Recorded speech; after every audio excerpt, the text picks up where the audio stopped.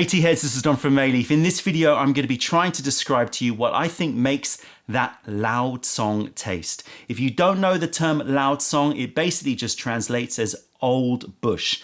And Lao Cong teas are therefore teas which are made from bushes which are older. It's a term which is commonly used in Fujian province, specifically around the Wuyi area of Fujian. It's often used for yanchas, for example, the very famous Lao Cong Shui Shen. But it can be used in other areas and for other tea types. What qualifies a tea to be called Lao Cong is a bit of a grey area. Everyone has their own sort of definitions of how old a bush has to be before you can term it Lao Cong.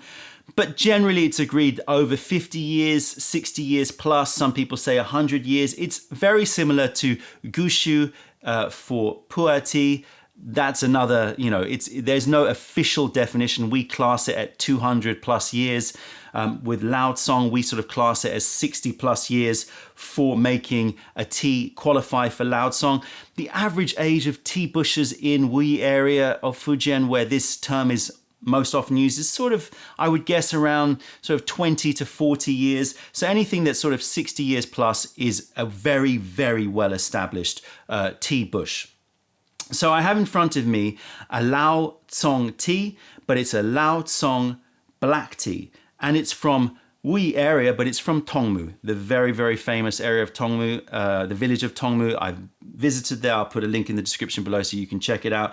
And when you see that video, if you have seen that video, you'll see that I find some very old Lao Cong Shui Shen. So they're growing Lao Cong old bush made from the Shui Shen variety, which is often used to make oolong tea, but can be used to make black tea. This is a Lao Cong Xiaozhong. So it's an old bush, but it's from the small leaf variety, which is commonly used to make black tea. The most wonderful thing about Tongmu village is it produces such a vast variety of different tastes in black tea, tastes and experiences. So you'll see that our website is full of Tongmu black teas, but they all taste wildly different, and this is no exception. So we'll quickly scope this tea.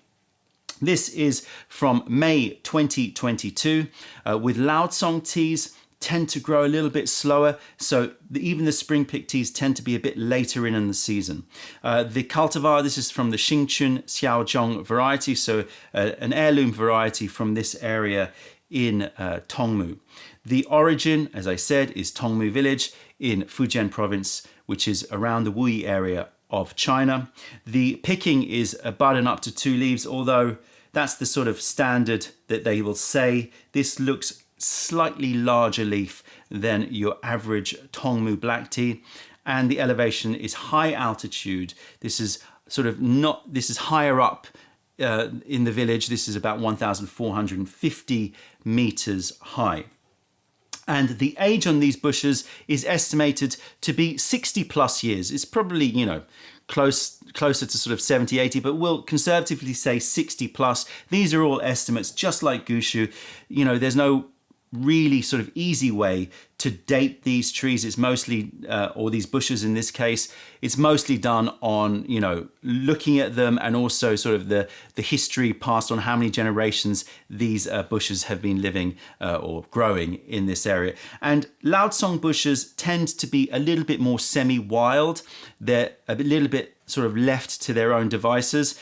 They are still, managed, they're still looked after, but they're going to be a little bit more wild than plantation teas, obviously, and even compared with Tongmu teas, they're going to be left a little bit more because these bushes are well established, of course. So we're going to be doing our 10-step tasting. I've got a niching pot here. I have tasted this tea quite a few times, so I'm going to jump up and brew it in clay.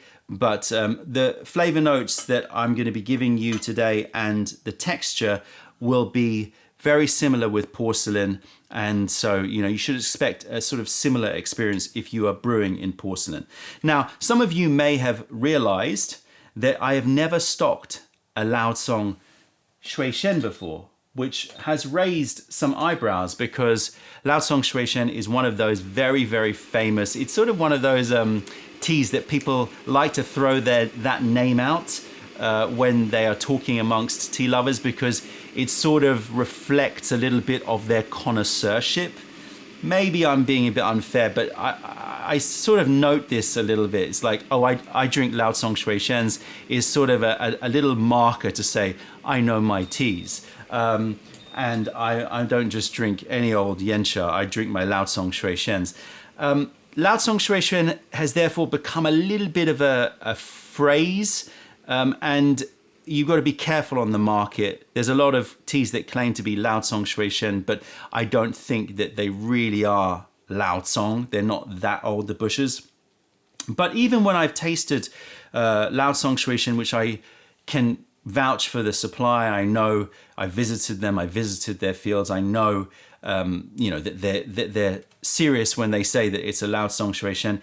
Even then, I have found that I have been underwhelmed by Lao Cong Shui Shen. And I know that a lot of people out there love their Lao Cong Shui Shen, so, apologies to you if you find that I'm being unfair to Lao Cong Shui Shen.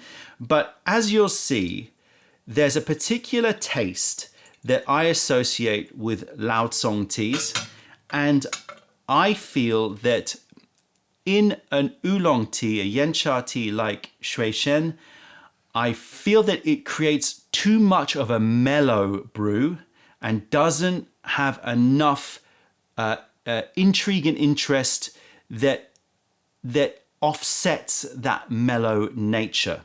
Because the Lao Cong taste, one of the characteristics of the Lao Cong taste, in my opinion, is that it's very smooth sipping, very mellow, very sort of easy drinking, and the flavor notes tend to be more in the sort of slightly creamier, nuttier territory, which is all good. But in the Shui Shen teas processed in a Yancha style, I sometimes feel like I'm missing some fruit, some edge to sort of counterpoint all of those mellow notes. There are other characteristics of Lao Cong, which we're going to get into as we do this tasting, but that's one of the reasons why I've never picked a Lao Cong Shui Shen, even though I've been close, I've been tempted. The other reason, of course, is that they are very, very expensive. If you get a proper Lao Cong Shui Shen, they are highly sought after and very, very expensive teas. And so probably I would have purchased some Lao Cong Shui Shen if I felt that the experience to price ratio was acceptable. But a lot of the time, in fact, all of the time, I found that even with the Lao Cong Shui Shens that I enjoy the taste of, I couldn't justify the cost price. Right, let's smell these leaves. And so that Lao Cong aroma is in full effect here. And what do I mean by that? I mean it has a carameled round nuttiness, but you combine that with a non-food smell. And the non-food smell that I associate with it is, in this case, like shoe polish, but you might also have leather. So it's, for me, that Lao Cong taste or aromatic is the combination of caramels, nuttiness, like an almond brittle, like the inside of a dime bar. So it's like nuts and caramel in this very sweet form, very rounded, very buttery, very mellow. And then you combine that with the edge of like something that's not food, that is more in the sort of shoe polishes, leathers, potentially varnishes. And that combination has a very sort of lovely antique quality to it on the nose, but it's still very sweet and like Moorish. And that is what I associate in terms of the aromatics of a Lao Cong. So yeah, I'm getting that almond brittle I'm getting the shoe polish. I'm also getting that butters, but I would say it's more like whipped cream. It's lighter, creamier. So you can imagine that in a yencha working very well. But as I said, oftentimes with the roast and the nature of those oolong teas, I often find that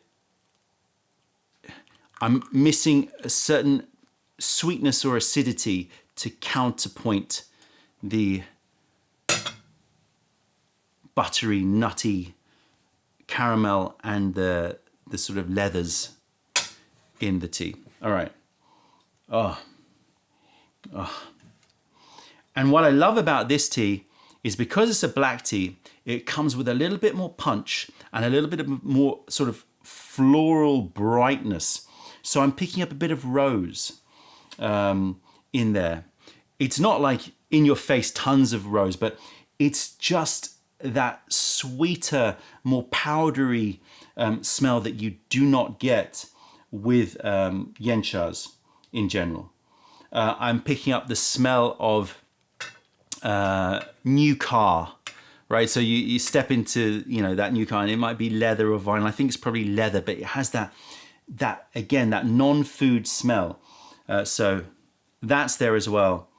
I'm picking up the poppy seed, like poppy seed bagely.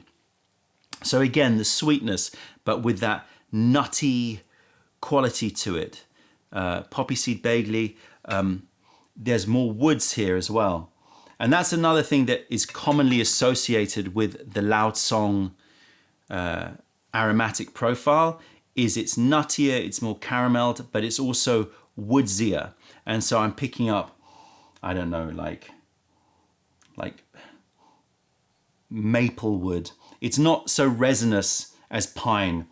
It's more like maple would be my sort of, my punt at what the wood is out there. There's also fruits in here as well,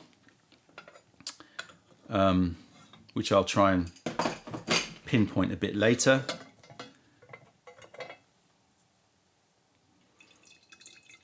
And I will try to give you a sort of summary of what makes a Lao Cong tea for me at the end. So I'm going to be throwing lots of notes at you.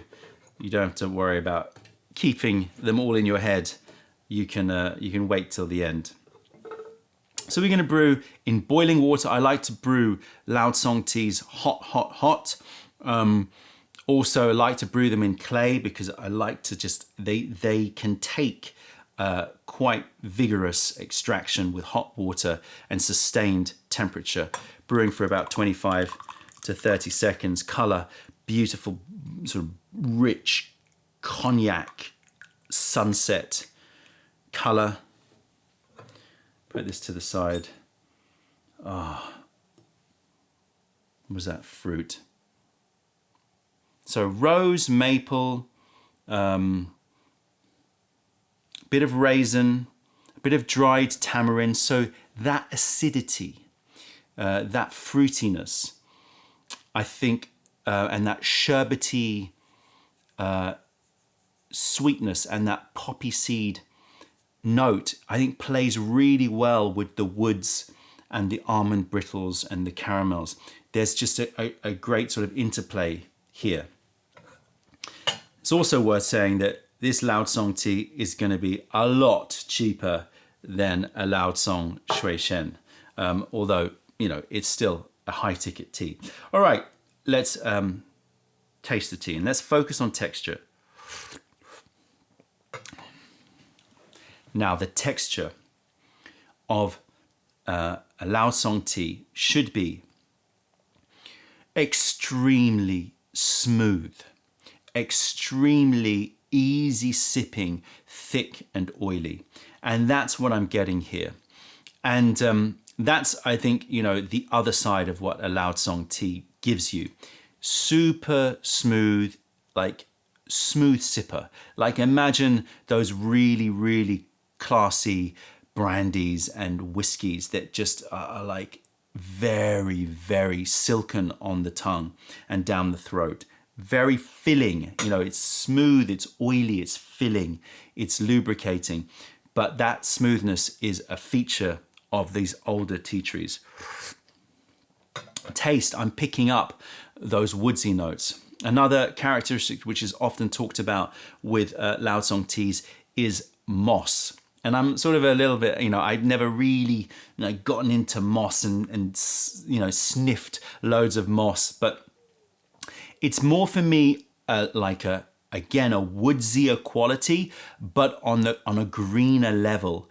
So you might want to throw in moss or green acorn, you know, so it's woodsy but green. It's still in the forest. It's still sort of in that, you know, near the forest floor. It's not earthy, but it's a greener woodsy note. Getting those poppy seeds as well. The nuts have turned to more of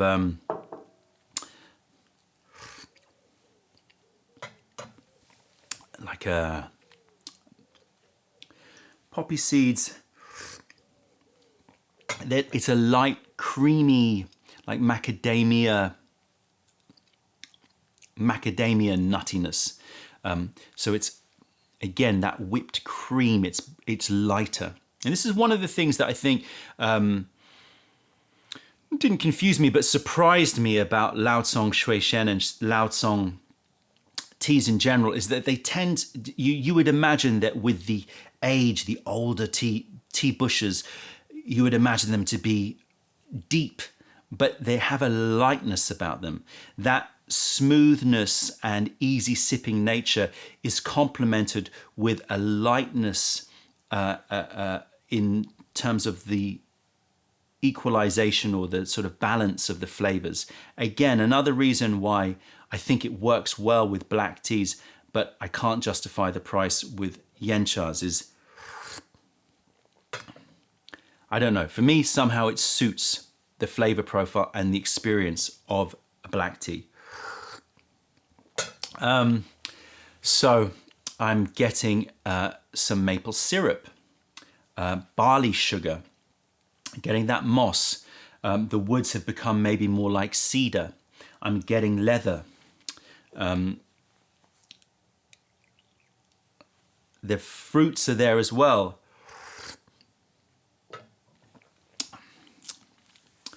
Yeah, I'll stick with the tamarind. The rose has become a little bit more herbaceous. Chrysanthemum. So I'm getting those herbaceous, slightly peppery, slightly powdery note of chrysanthemum, which you could maybe sort of bring it a little bit towards chamomile, but I think chrysanthemum is closer. I'm also picking up a slightly alcoholic note to it, and I don't mean that I pick up like a fermented note. I actually mean that the aftertaste is reminiscent of drinking like a volcanic rum. So if you've ever had a volcanic rum from like Martinique, it has almost a sort of sulfurous quality to the sweetness. I know that's going to put some people off, but I love that about those kinds of rums. It has a sort of mineral rockiness that is a volcanic rock note, similar to you get maybe if you have some sort of Sicilian volcanic wines.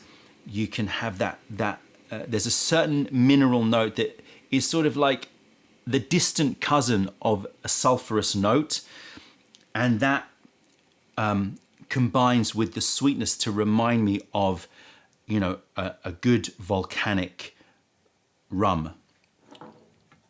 So the barley sugars, the maple syrup, the volcanic rum, all of that is talking about that sort of syrupy note. And the aftertaste on this tea is uber sweet. Another reason why I love this tea, and why for me the Lao Cong character of it works so well with this tea or with black teas is because the natural sweetness that comes from the oxidation of black tea, I think just pairs so well with the Lao Cong aromatics. Infusion number 2. Again, the first experience that you note is very easy sipping, smooth, and then a lightness of touch to it. But then you get those woods and those barley sugars that just come at you with a vaporous richness in the finish. There's a slight quench moving to this very vaporous and sweet, sugar sweet finish. I'm still getting those leathers. I'm still getting that sort of shoe polish intrigue that comes from these older trees. And if you see Lao Cong bushes, they tend to be, they're quite obvious. They're not huge. It's not like the, Assamica tea trees in Yunnan, which grow into trees. They are still bushes, but they are big bushes with multiple, trunk stems. I don't know the technical term, but like it seems like they've got lots of trunks that are, maybe sort of that diameter, maybe a bit bigger, and they are usually covered in like lichens and moss, so you can see that they've had a long history.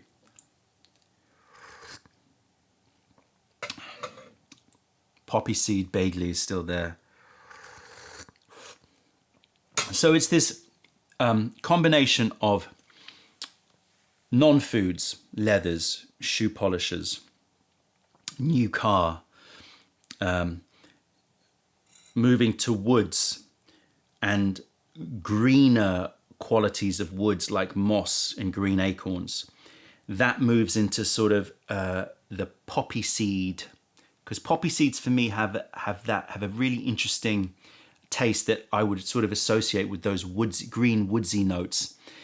And then you move into the caramels and the nuts. And for me, that spectrum from the leathers to the nuts and all that's in between, that represents the Lao Cong aromatic profile. And of course, there are other black teas and other yanchas that will have similar notes. They'll have woodsy notes, but there's a certain combination of the caramels and the shoe polishes and the nuts that just like you taste it. It has a Lao Cong taste.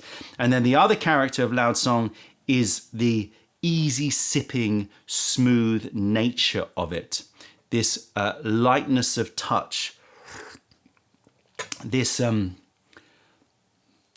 this very, very easy drinking quality that you may associate or you may compare with, a really fine, smooth sipping, whiskey or cognac. Smell the empty cup or empty Gong Dao Bei.